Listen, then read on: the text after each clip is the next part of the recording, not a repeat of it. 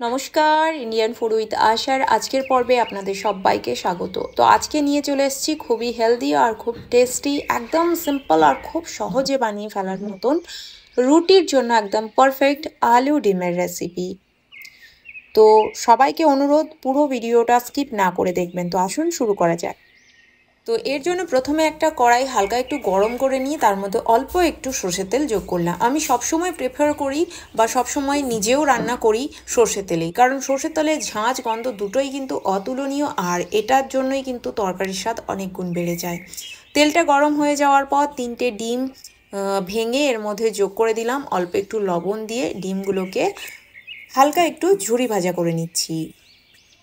ভেঙে ভেঙে এরকম হালকা একটু ঝুরো ঝুরো করে ভেজে নিলাম, তারপর এটাকে তুলে নিচ্ছি। এই ঝুরো ভাজাটা খুব বেশি সময় ধরে ভেজে বা কড়িয়ে ভেজে নেবেন না, হালকা একটু সফট থাকবে সেই অবস্থায় ভেজে তুলে নিতে হবে। এবার ওই কড়াইতে আরও একটু তেল যোগ করে দিচ্ছি।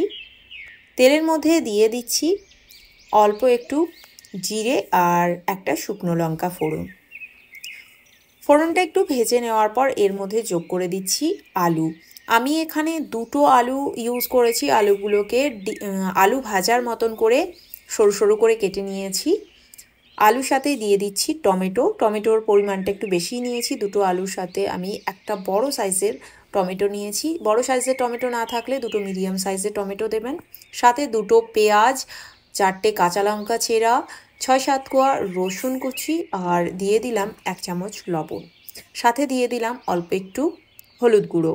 সব কিছুটাই একসাথে দিয়ে দিলাম। এবার মিডিয়াম হাই ফ্লেমে আলু, পেঁয়াজ, টমেটোটাকে ঢেকে ঢেকে কিছু সময় ধরে ভেজে নিলাম।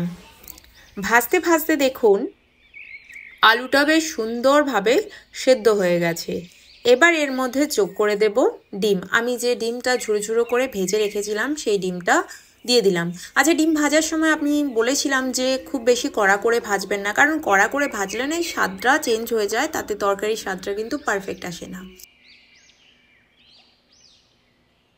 ডিম আলু একসাথে কিছুক্ষণ মিশিয়ে নেওয়ার পর যোগ করে দিচ্ছি অল্প একটু জিরে গুঁড়ো, অল্প একটু ধনে গুঁড়ো। মশলা খুব কমই ইউজ করছি, এতে খুব বেশি মশলার দরকার হয় না। আর খুব অল্প একটু কাশ্মীরি লাল লঙ্কার গুঁড়ো, জাস্ট কালারের জন্য। এটা না চাইলে আপনারা স্কিপও করতে পারেন। এবার এই মশলাটা দেওয়ার পর আরও 1 মিনিটের জন্য মিডিয়াম হাই ফ্লেমে একটুখানি মিশিয়ে নিয়েছি। নেওয়ার পর এর মধ্যে এখন যোগ করে দেব গ্রেভির জন্য পরিমাণ মতন জল।